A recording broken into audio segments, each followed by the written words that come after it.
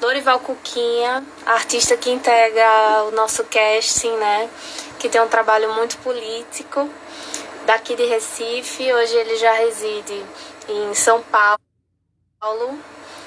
Vai estar conversando, então vocês também poderão mandar perguntas para Lorival Cuquinha. E fiquem ligados, enviei aqui o convite para ele.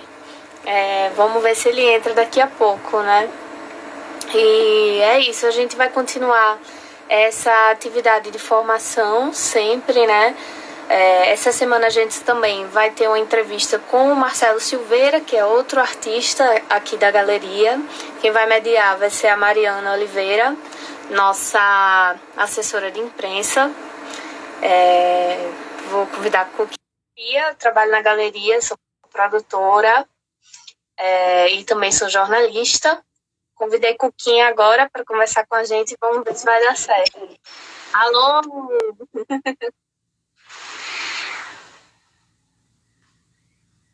Eita. Andrade, é o trem, gurizada. É o trem bala. E aí, menorzada, vamos pra cima assim, gurizada. É o trem. É o trem, porra. É o trem. Pega a visão. Pega a visão, irmão.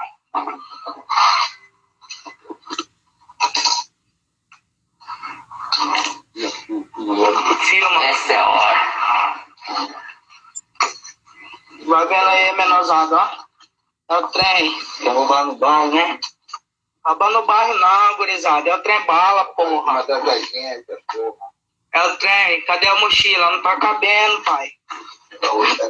Pega a mochila. Pega a mochila. Parte 2. Pega a mochila. Falta um abrir ainda, mas que nós vamos deixar. Fala com esses caras aí, passando um pouco aí. A pedido do artista.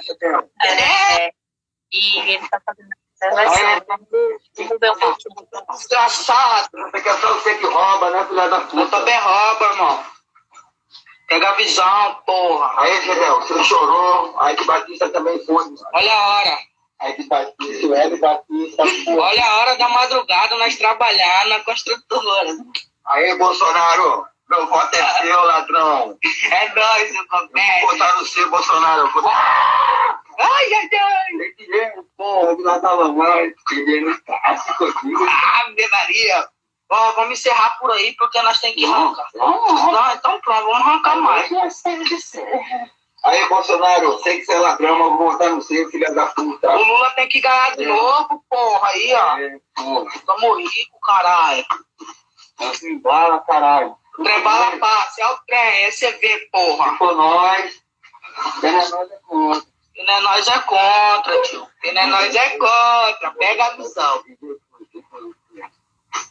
Não, vai fazer questão mesmo. Pega a visão, caralho. Fecha a mochila. Vai caber, porra. Tem que caber.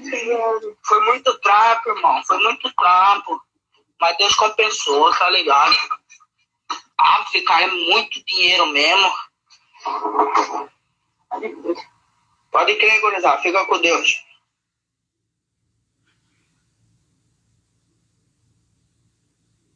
Opa! Boa noite, Cuquinha. Boa noite.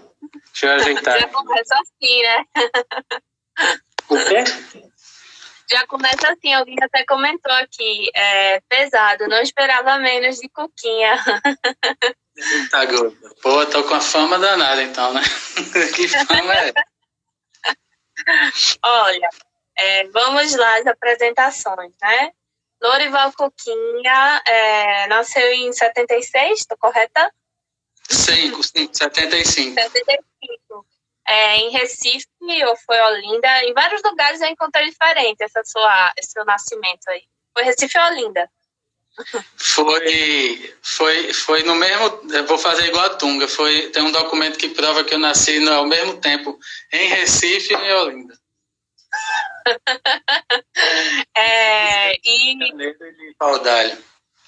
Inclusive, teu aniversário foi agora, sábado, né? Parabéns aí, atrasado. Foi sábado. Foi 25 de abril. Massa. E há quanto tempo tu reside e produz, né, em São Paulo já? São Paulo, eu moro aqui desde 2012. Eu pago aluguel aqui desde 2012. Já vinha antes, mas ficava uns tempos, né? Mas assim, pagando aluguel onde você mora, né? Foi desde 2012. Eu estou até com esse... o macacão dos petroleiros dando apoio, que eles fizeram uma greve fuderosa agora contra esse governo. Assim, já faz tempo, foi antes do Coronga, mas fizeram lá, né? Uhum. Queria saber, falando em corona, como é que tu tem lidado com a quarentena, né? A gente já conversou, você tem produzido algumas coisas. E como é que esse período de isolamento tem afetado o teu processo criativo?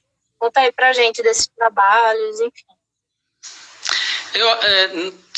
Tem afetado coisas assim, você sair, né? E a produção, quando ela é mais coletiva mesmo, assim, outro tipo de produção que para mim está meio misturado, mas assim, uma produção mais de um trabalho junto com a galera, junto com o movimento social. Isso daí tem afetado porque a gente não pode se reunir, e a reunião corporal, assim, né, viva, além da tela, ela é mais... eu acho que surgem mais empatia entre as pessoas, surgem mais ideias. Mas a minha produção individual, assim, as coisas que eu faço, não sei o quanto está sendo afetado mesmo, porque geralmente eu trabalho com coisas que me chegam, ou com um ambiente que me cerca. Assim, se o ambiente é esse da pandemia, aí, se o ambiente é o coronavírus, eu tenho feito coisas que têm a ver com isso. Então, é meio isso. Não sei, afeta, mas me afeta tanto quanto as coisas me afetam mesmo sem a pandemia. Então, a pandemia afeta sim, mas isso é um certo método. Não acho que sou só eu o único artista a fazer dessa maneira, não. Acho que muito artista está se transpassando pelo coronavírus. É que eu já me acostumei a chamar de coronavírus por causa de um trabalho que eu estou fazendo, inclusive. E tem uma musiquinha bem legal, que é Coronavírus, Mate o Presidente, que tem rolado por aí, de Diogo. Vamos lá, vamos entrar nos conteúdos.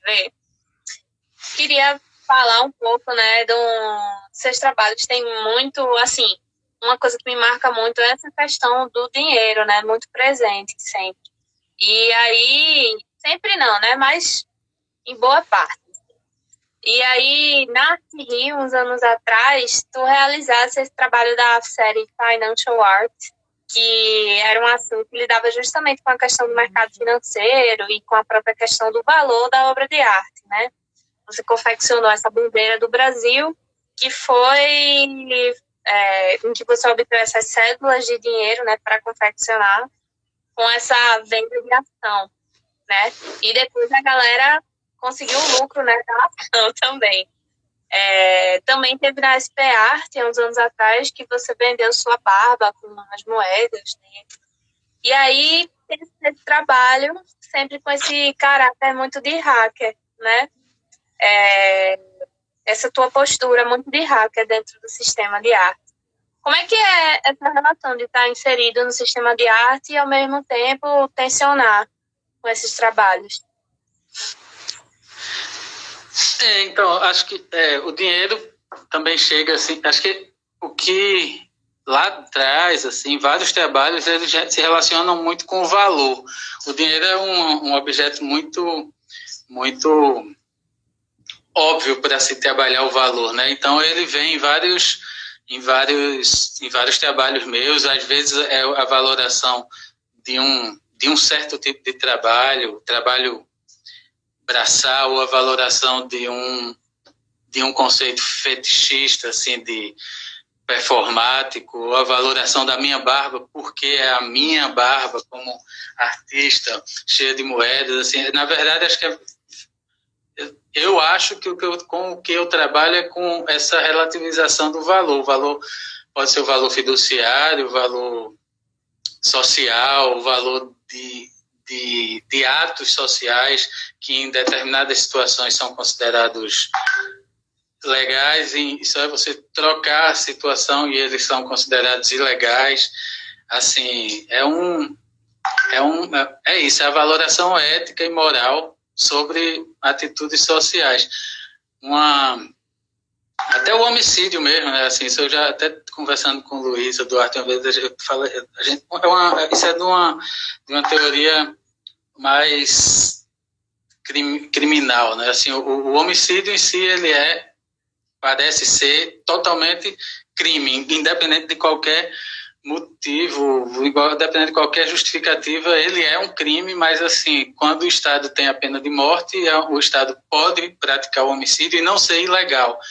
Então, a legalidade dos atos, mesmo o homicídio, um ato tão extremo, né, de tirar a vida de alguém, pode ser relativizada também dentro da humanidade, da sociedade e das sociedades em que a gente vive. Acho que o trabalho perpassa isso, muitas vezes. Sim.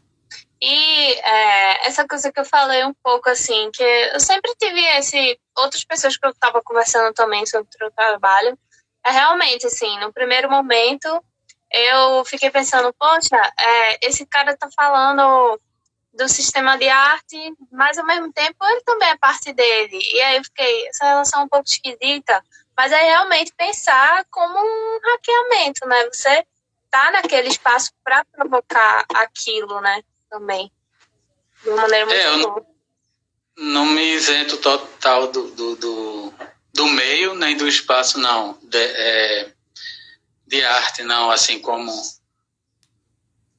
acho que dependendo do trabalho, ele varia entre atitudes totalmente situacionistas, atitudes hackers, atitudes negacionistas também, punk, assim, está tudo meio misturado em vários trabalhos, em várias poéticas. Dependendo do trabalho, essas coisas se tensionam mais ou menos, assim. Mas também nem sempre isso é uma bula, assim, tenho que fazer um trabalho. As ideias, eu acho que por virem muito do cotidiano, do que me rodeia, assim, isso daí acaba sendo filtrado por esse tipo de pensamento. É o que me interessa, né? Acaba sendo o que me interessa. Eu mesmo noto que é o que me interessa. Uhum. E teus trabalhos envolvem tanto ações, né, como que a gente já citou agora, desse do leilão, quanto objetos que podem envolver trabalhos manuais, né, como a costura, quanto fotografias, até a instalação onde você utilizou grilos vivos, né, animais. Pelo menos foi isso que eu ouvi dizer. Está falando do Apólice do Apocalipse. É um trabalho que está exposto agora não está exposto, mas ninguém pode ver, que ninguém pode ir. A Galeria Reocupa, que é um projeto de uma galera amiga do aparelhamento e do MSTC, em parceria com o MSTC, né, dentro de uma ocupação do MSTC, o Movimento dos Sem Teto do Centro, numa ocupação chamada Ocupação 9 de Julho. Aí tem uma exposição em que esse trabalho está exposto, tem mais de 100 e tantos artistas, 150 artistas mais ou menos, vários trabalhos. Esse trabalho daí é a Apólice do Apocalipse, que já foi exposto em outros lugares, mas está lá agora, que é uma estante, assim, ele vem do conceito de grilagem, né? O grileiro é aquele que, antigamente, a técnica de grilagem mais difundida era você pegar um documento novo, dando a terra a seu avô, por exemplo, você botava esse documento dentro de uma caixa cheia de grilos, dentro de uma gaveta cheia de grilos, de uma cômoda cheia de grilos, e os grilos envelheciam isso. Isso servia de prova para você chegar numa comunidade indígena, numa comunidade ribeirinha, numa comunidade tradicional de algum lugar e dizer que aquela terra era do seu avô pela prova do envelhecimento do papel através dos grilos. E esse trabalho essa técnica, que é uma estante de vidro, toda transparente, com vários papéis moeda escrita, toda a carta de Pero Vaz de Caminha à mão, eu escrevi, que é a primeira grilagem do Brasil, né? Ele dá as terras ao rei de Portugal na carta em si, suas posses e tal. E 200 grilos envelhecendo, grilando a primeira grilagem, que é essa carta. Isso tudo transparente, sendo visto através dessa estante de vidro, essa cômoda de vidro. É desse trabalho, eu acho que você está falando. Sim, era sobre ele mesmo. Alguém perguntou aqui, Paulo Zitz, Cuquinha, me fala um pouco sobre o trabalho de varais pendurando, cadê? Pendurado com roupas. Que trabalho é esse? Então, esse trabalho foi um trabalho que começou, se eu não me engano, em 2004, 2003, 2004. Acho que 2004.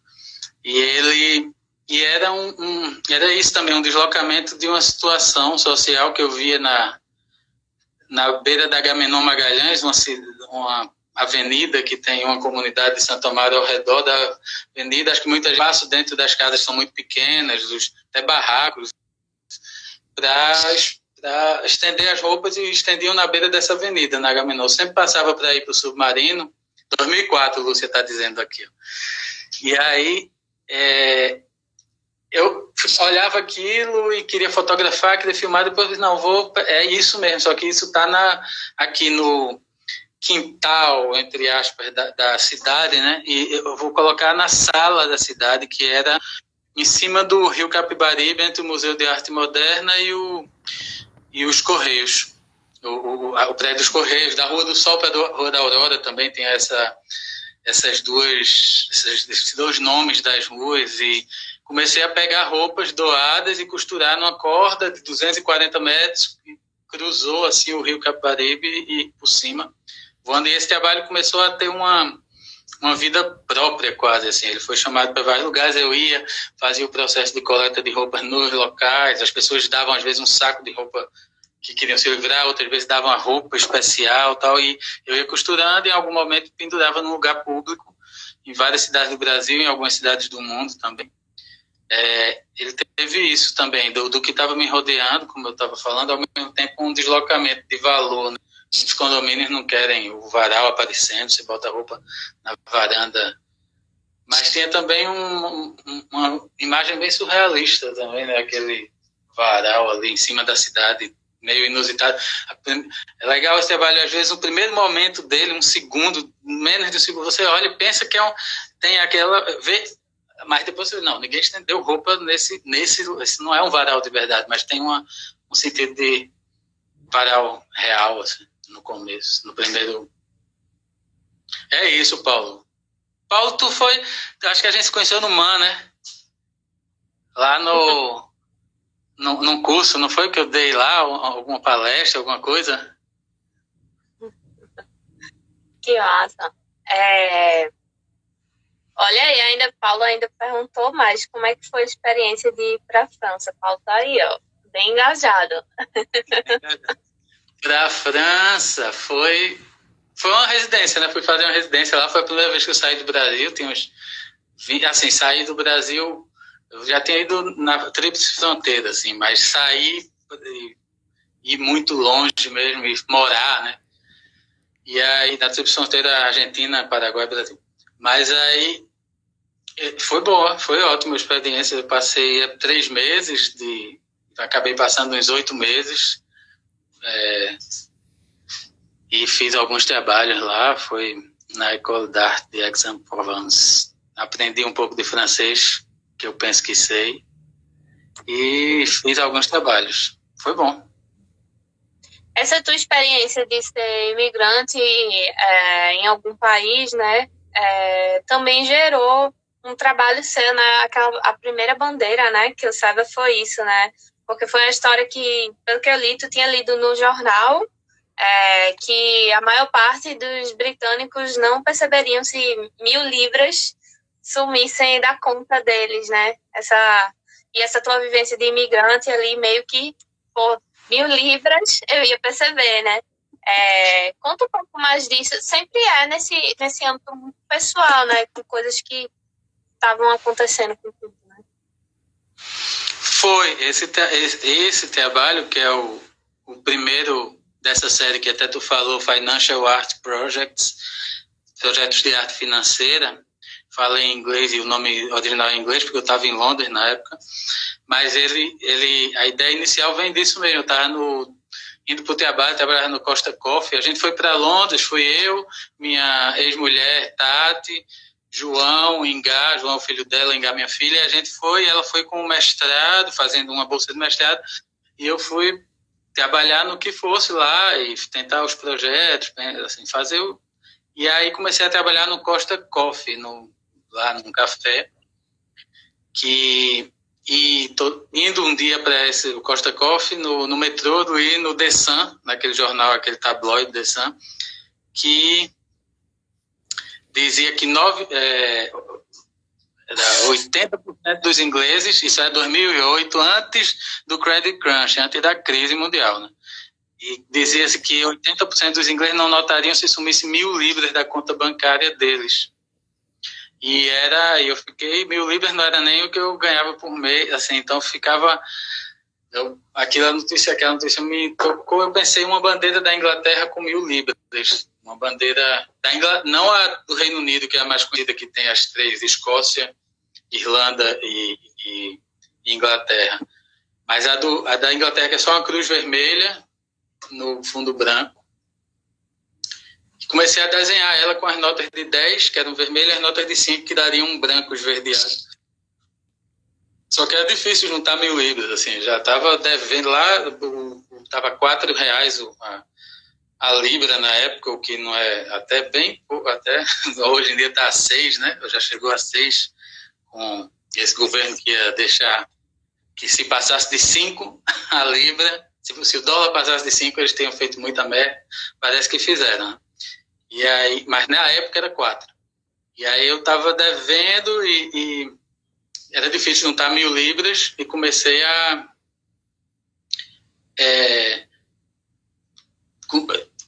juntar com o dinheiro de um outro trabalho que eu me mudei, que era Taxi Bike Rickshaw, que é um trabalho feito por muitos imigrantes. E mesmo assim era difícil, até que Tati teve uma ideia de que, eu não sei, acho que foi num sonho dela, ou ela teve a ideia mesmo, logo depois da gente pensar que era difícil, teve essa situação, né, teve uma hora, meu aluguel era 10 libras, era 1.000 libras, então uma hora eu troquei as 1.000 libras nas notas que eu precisava só para desenhar a bandeira, colocar ela na parede, assim, pregada, e aí foi chegando perto da época do aluguel e eu não pagar, eu que não queria me livrar do meu papel de parede miliário ali, mas acabei pagando. Essa situação toda, a Tati teve uma ideia, não, você vai vender ações da bandeira. Então, o processo se deu dessas ações, a ideia dela era que metade da bandeira eu fizesse metade da bandeira eu fiz com o dinheiro do trabalho de imigrante e a outra metade vendendo. As pessoas me davam a nota e eu costurava na bandeira e elas ganhavam ação. Essa bandeira valia absolutamente 1.000 libras e quando eu vendesse ela, digamos que eu vendesse por 10.000 libras, as pessoas podiam me dar a ação de volta e ganhar o dinheiro, ganhar o proporcional, né? E aí, por isso também o nome Financial Art Project. E aí foi isso que aconteceu. Esse foi a primeira bandeira que eu fiz no sistema de ações. Foi um primeiro trabalho no sistema de ações também.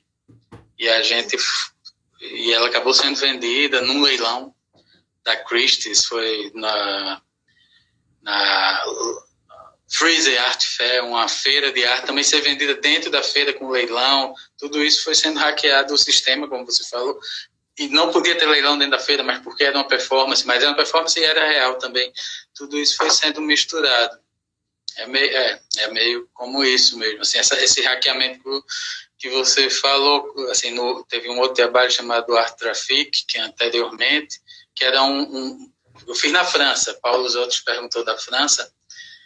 E era isso, esse trabalho foi feito com haxixe, um colarzinho de haxixe que eu viajava com ele pelo mundo, e as pessoas não notavam porque era muito explícito, e ao mesmo tempo eu vendia ele numa instalação chamada Boca de Fumo, e era tráfico e era arte, assim. Uma vez a polícia na França, entre a Suíça e a França, me pararam e disseram, mas você não tem que ser preso porque é arte? Então ficaram... Eu disse, não, eu posso ser preso. A coisa pode ser arte e ser crime. Pode ter interseção entre categorias, não precisa essa conversa não, de que é arte, por isso também não é outra coisa, assim, isenta qualquer atitude social em relação a isso. Eu também acho meio... não consigo... ela não me é tão verdadeira, não, assim, no discurso, assim, eu consigo falar, ela dá para ser crime e ser arte também, e dá para a própria prisão por esse objeto de arte, por ser crime também ser parte do processo artístico daquela obra, né, como foi o que eu disse, por isso até a polícia francesa me liberou. Acho que se eu tivesse bancado é arte, eu não tenho que ser preso, eles teriam até me prendido, eu acho, mas como eu não assumi essa postura, para mim, arrogante naquele momento, eles... Eita, deu uma travadinha aqui. Vocês estão conseguindo ver Cuquinha ainda? Voltou agora. Voltou? Oi. Voltou. Oi. Pronto, foi isso. Mas é isso, eu não sei quanto eu perdi de fala, mas eles pegaram meu material de trabalho, mas deixaram eu livre e sem multa e sem extradição, porque isso foi na fronteira entre a Suíça e a França, de carro. Que doideira. O Eduardo Galdense perguntou aqui, e outras pessoas também, a bandeira foi leiloada por quanto? 17 mil libras foi. 17 mil libras. João Marinho perguntou aqui, se tu fez outra bandeira. Foram 3? Eu fiz algumas bandeiras, tanto com ações... Com ação, quanto sem ação, né? Também. Quanto sem ação, a maioria das primeiras com ações, fiz algumas, acho que bastante, muitas bandeiras. Às vezes também tinha fui fazer uma exposição em Cuba, que eu fiz uma americana com dinheiro cubano, uma cubana com dinheiro americano, e uma das duas misturadas, assim, fiz um objeto mais com as 3 bandeiras, uma obra lá. Então teve também, foi se destrinchando em alguns trabalhos essas bandeiras, essa noção de territórios e capital. Eram 2 coisas que eu achava que iam daqui, capital em termos fiduciário, a própria nota, assim, né? Essas 2 coisas iam se diluir num futuro,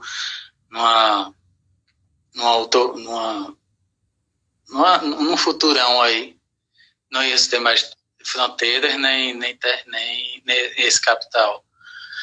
E aí essas 2 coisas misturadas começaram a dar origem a essas bandeiras e outras uma instalação que eu acabei fazendo na Galeria Baró. Sim.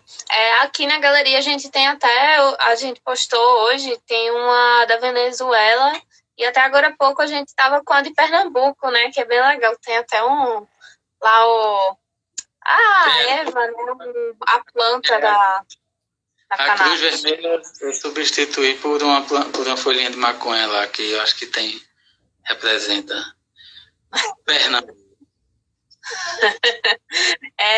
Eu queria voltar um pouco para o começo da tua trajetória, né?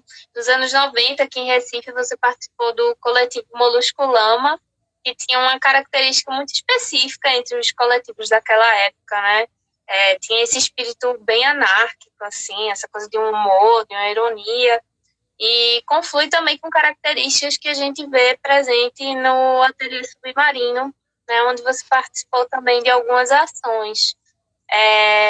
Lembro também, aí, voltando, da tua participação na Mostra Rio de Arte Contemporânea, em 2002, com a obra Primeiro Concurso Mundial de Mickey Feio. E aí eu vejo que tem esse tipo de atitude, dessa energia anárquica, humorada, irônica, ainda dialoga com o trabalho que tu faz hoje, né? Gostaria de saber de que forma esses anos, essa participação nos coletivos, influem na formação de um vocabulário próprio, né, a tua produção. Sim, o Molusco Lama foi, acho que entre 95, 96, até 99, assim, 2000 já era mais difícil assim, existir a coesão, e acabamos fazendo um filme em 2000 que chama Resgate Cultural, o filme que eu acho que é meio o fim e também todo, como se escoasse, se materializasse toda é como uma síntese, exato, parece, hoje em dia, pensando, parece uma síntese daquela época. E o que eu acho que eu acho que não só em mim, mas em várias pessoas que conviveram ali, que eram moluscos lama, que viviam naquela casa ou que viveram em algum momento naquela casa, uma das coisas mais presentes era isso mesmo, o entorno direto mesmo, influenciar muito na produção, assim, e não ter muito uma mídia específica do foto, vídeo, ou pintura, ou performance, ou intervenção no métier, nas exposições que estavam rolando na cidade, ou música, ou banda, assim, era uma profusão de interesses em relação ao que estava sendo vivido ali. Acho que Lia Letícia tem muito disso também, Fernando Pérez, Telmo Cristóvão, Juliana Freitas, assim, Zezui, né? Acho que tem várias pessoas criando, assim, coisas diferentes, mas isso ficou muito ligado. Também não é uma coisa tão diferente de vários artistas, não, mas cada um dentro de uma formalidade diferente, né? Acho que vários artistas formalizam a obra mais distante desse meio direto do seu entorno, mesmo que o seu entorno, claro, influencie nas obras. Depois disso, várias coisas, você falou aí do Mickey Feio, que foi uma obra que eu fiz com Daniela Brilhante, que era um concurso, o primeiro concurso mundial do Mickey Feio que a gente fez, e foi para o MAMPA, uma exposição, e era isso, as pessoas davam, Mande do Rio, né, as pessoas davam um Mickey feio, o que fosse, assim, você que definiu o que era o Mickey feio, podia ser uma música, podia ser um objeto, podia ser um desenho, o que fosse, esses Mickeys feios iam ser expostos na sala, numerados, e as pessoas votavam. Quem votasse, o Mickey feio mais votado, ganharia uma passagem só de ida para a Disneylândia. Essa era a obra, e aconteceu. Primeiro concurso mundial do Mickey feio. Que massa. 2002, se eu não me engano. 2002, eu pesquisei aqui. Como a gente estava falando, né? Como você também acabou de falar, os trabalhos não tem... Limpa a lente da câmera. Não é suja, não, a lente, Santi. É opcional. Na verdade, é meio quebrada, e eu gostei também da lente assim, esfumaçada. Como tu estava falando agora, teus trabalhos, né, não tem muito essa regra do meio que vai, enfim, como vai escoar, né? Como é que a ideia vai sair? Vai ser uma ação, vai ser uma foto, vai ser um objeto? E aí queria saber do processo de criação mesmo, tipo, porque, por exemplo, as bandeiras envolvem essa coisa do trabalho manual. Aí queria saber, por exemplo, se é tu mesmo que costura. E como é que se dá essa execução mesmo das coisas, processo de criação? As bandeiras eu costuro, e tem gente que me ajuda a costurar. Assim, faz tempo que eu não faço também uma bandeira, assim, sei lá. Talvez faça uns 3, 4 anos. Uns 3 anos. Mas acho que foi 2016 ou 2017 é a última que eu fiz. Mas dependendo do deadline, eu chamo algumas pessoas para ajudar. Outras vezes tem Lady Jeane, que sempre me ajuda, costura. Tem outras pessoas também. Mas sim, tem uma coisa, eu gosto de fazer as coisas assim manualmente. Vídeo, às vezes eu peço ajuda. Muitas vezes eu peço ajuda, mas depende, assim, rola essa parte manual. Às vezes não é manual também, o processo. É mais, assim, a ideia, geralmente a ideia que dita a mídia. É mais como é que eu vou materializar e deixar aquilo transmissível em termos de comunicação a partir de uma ideia inicial. Às vezes Tem experimentos de um ou outro, não é, e chega num... Como isso também não é nenhuma novidade para artista, mas às vezes os experimentos são em mídias diferentes também. Não é um experimento numa mídia, eu não tenho certeza ainda da mídia. Tento, aí vejo que não é, chego noutra. Sim. Ano passado, tu realizou essa exposição, acho que é a mais recente, né, individual, que é a transição de fase, né, expôs lá na Funarte, em BH. E tu me contou que essa exposição ia ser levada para Milão, né, para Via Farini. Conta um pouco mais para o pessoal o que era. Tem até, acho que tem vídeo no YouTube, se o pessoal quiser ver, é bem legal também. Essa transição de fase foi uma exposição que eu fiz, que venho fazendo esse processo desde de Londres também. Assim, transição de fase é um termo da física que mostra quando o líquido está passando por gasoso, ou gasoso, ou sólido para o líquido. Essa transição quando está meio indefinido, mais fluido. Eu comecei a trabalhar com de imigrantes que são ambulantes, como eu era em Londres. Eu era um imigrante e era ambulante. Trabalhava como taxi bike, rickshaw. Eu era um ambulante que vendia um serviço, que era o transporte, né? Mas era um ambulante e comecei a pensar em trabalhar com essa situação, o imigrante ambulante. O primeiro trabalho que eu fiz da transição de fase foi em Paris, com Moussa, um rapaz da Costa do Marfim, que morava em Paris e vendia Torres Eiffel na frente do Louvre. Eu comprei todas as Torres Eiffel dele por $100, que era o dia de trabalho dele. Costurei $100 e imprimi uma foto frente e verso dele nessa flâmula de $100 costurado, em nota de 1, né? 24 por 20, uma flâmula. E ele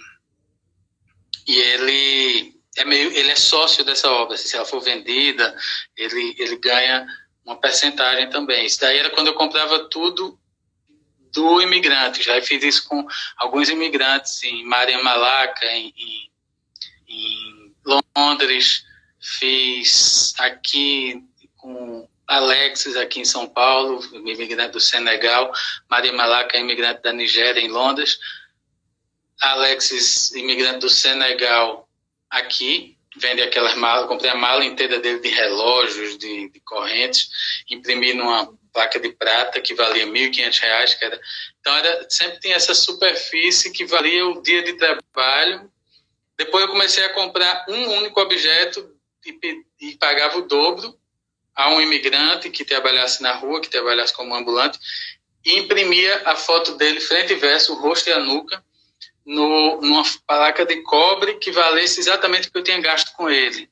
Aí começou a ter essa relação da superfície de representação do rosto, da cabeça, do corpo e da nuca com o valor do dia de trabalho, do que ele anda ali, essa relação também topográfica um pouco com a cidade, mesmo que mais etérea no trabalho, mas ela também tinha isso, porque muitas vezes assim os imigrantes senegaleses têm uma propriedade do centro da cidade de São Paulo ali muito maior do que, pelo menos do centro, né, que seja, do que alguém que nasceu aqui, porque hoje não vai mais para canto nenhum, mas antes ia para a escola, para o trabalho, assim, tem as suas vidas, tem seus núcleos de trânsito, né, tem suas rotas de trânsito e, na verdade, o centro da cidade fica como um lugar de coleta, de subsistência, muitas vezes para os imigrantes, para os imigrantes ambulantes,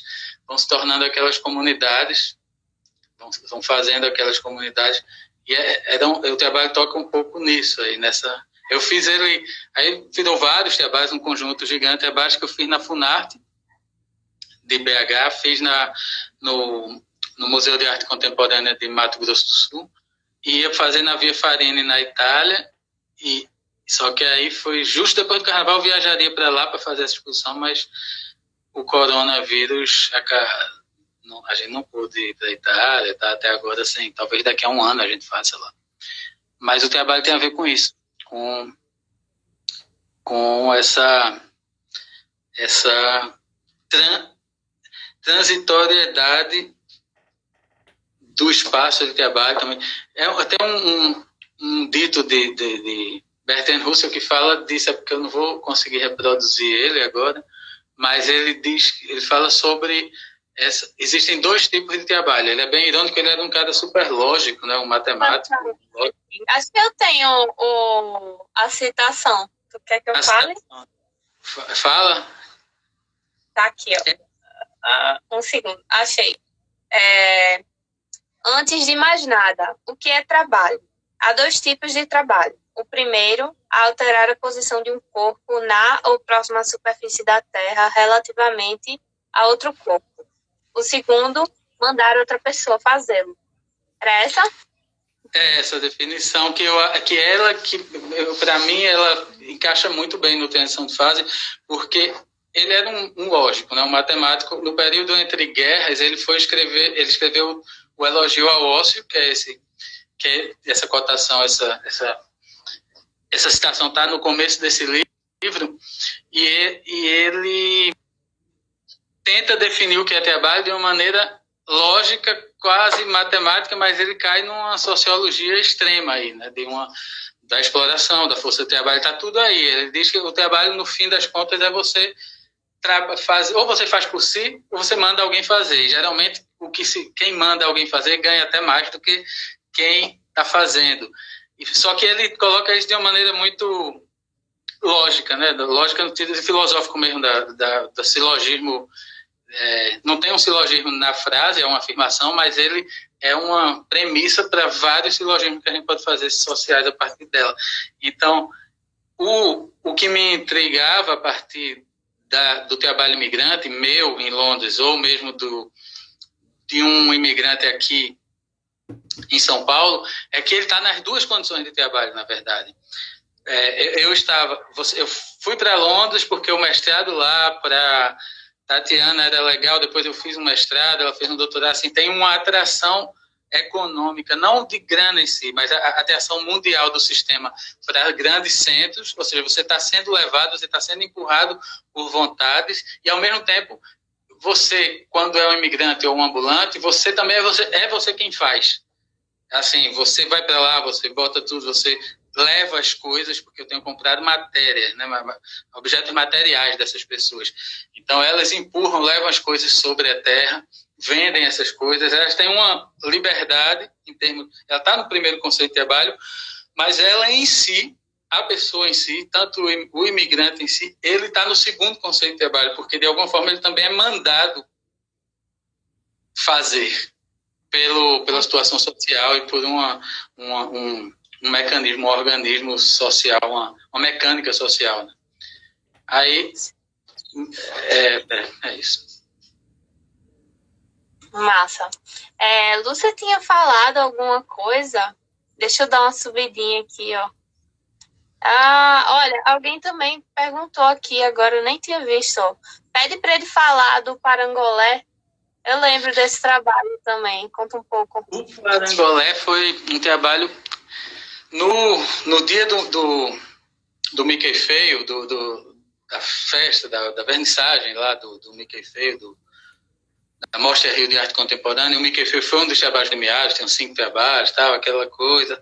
E aí eu tinha uma exposição de Oiticica no MAN. Era a mesma exposição de Oiticica, uma parte de artistas convidados, e outra parte que era a gente, que era os do salão, né? Os que estavam ali na ralé tentando o prêmiozinho e tal. E eu fui lá pegar, na edição de Oiticica, peguei o Parangolé, que você podia usar. Era uma coisa interessante poder usar o Parangolé em exposição, porque ele já tinha sido exposto poucos anos antes na Documenta e ninguém podia nem tocar.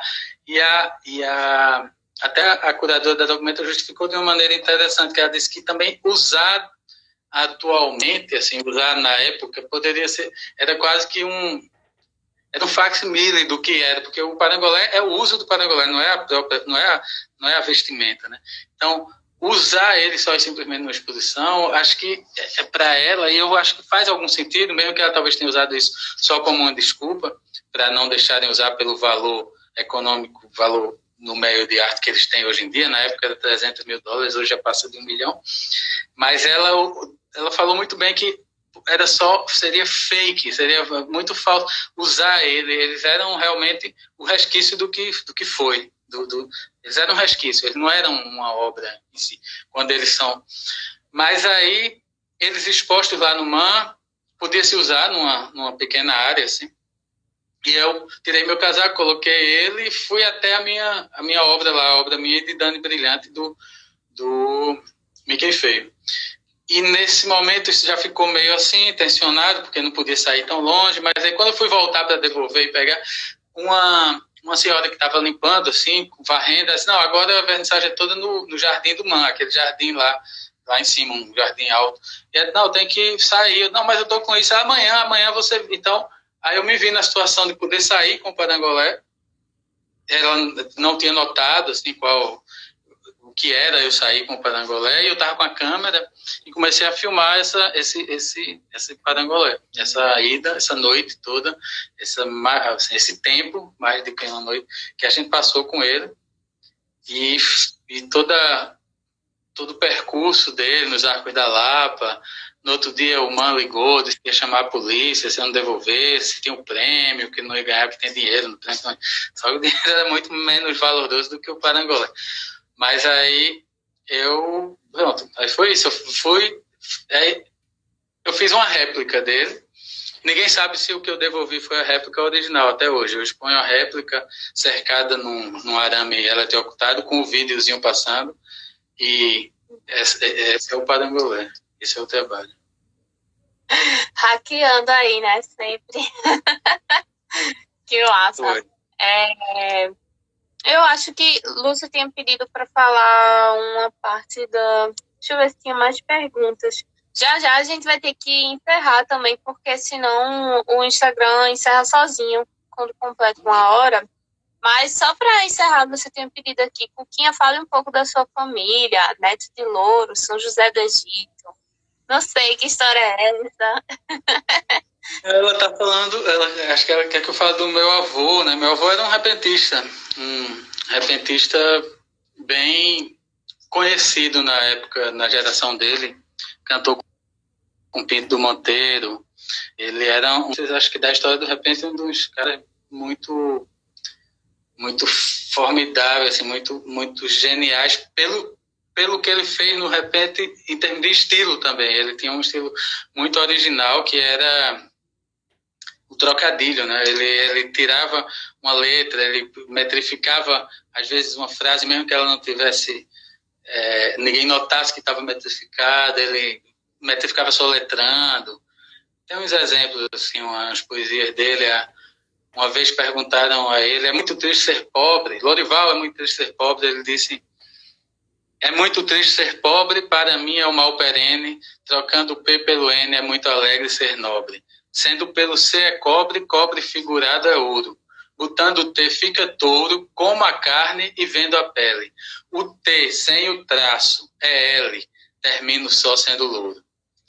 Então, assim, ele foi trocando as letras e terminou com o nome dele, e ainda os últimos 2 versos eu acho muito interessantes, muito geniais, porque ele foi na poesia concreta, né? Ele viu o T, ele tirou o traço e virou de touro, virou louro, em cima de uma pergunta que estava metrificada, que quem perguntou provavelmente nem sabia que estava metrificada.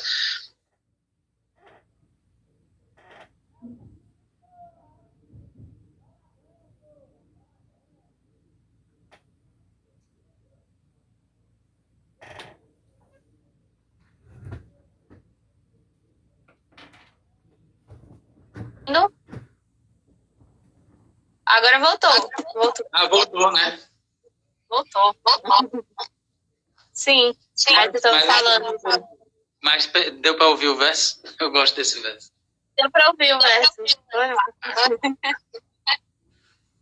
Ah, que legal. E tu acha que então, essa presença de ter uma família que já tem gente que trabalha com arte de alguma forma te influencia? Porque tu fez vários cursos, né? Sim, não, essa parte do repente eu acho que Com certeza, eu não sei como eu não convivi. Eu ia nas férias, né, para São José, mas estava isso impregnado em todos os. Acho que tem influência nesse jeito que eu acho que tem, de criar com o entorno muito direto, assim. Mas fiz a família toda lá de meu avô, principalmente, tem muita gente criando, né? Muita gente criativa, muita gente criadora. Tem minha tia, Bia Marinho, tem os netos de Lodo, de pai Lodo e de mãe Nena, e filhos dela, Marinho, Greg, Miguel.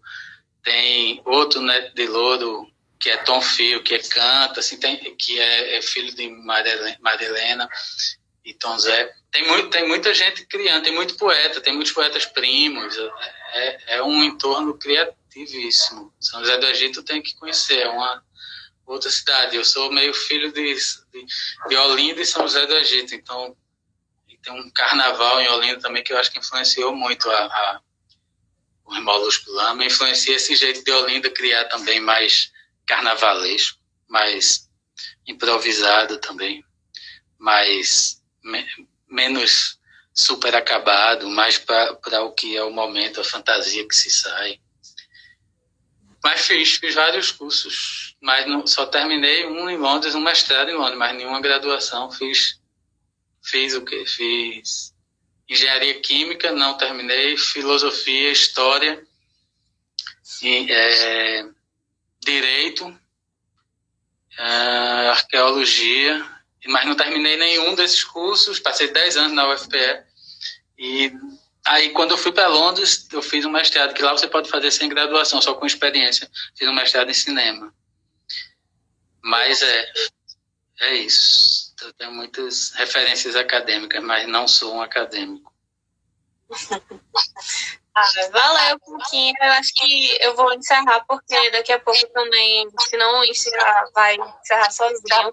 Muito obrigada. Tô vendo que a galera gostou muito. Foi uma das que a gente mais teve engajamentos. E obrigada pelo teu tempo, pela disponibilidade. Deixa eu só botei aquele vídeo no começo, deixa eu botar outro aqui no fim, ó. Vai a intervenção. Vamos ver. Deixa eu ver se eu consigo virar.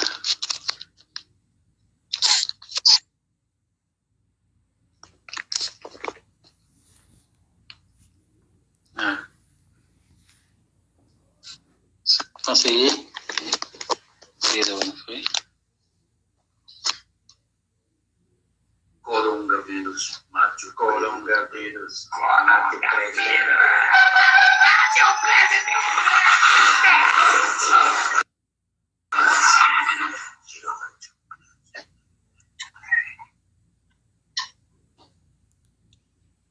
Oi? Terminou?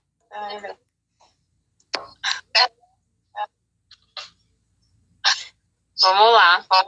Cuquinha, um cheiro, viu? Deixa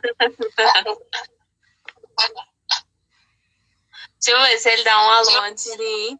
Mas a gente vai encerrando. Valeu.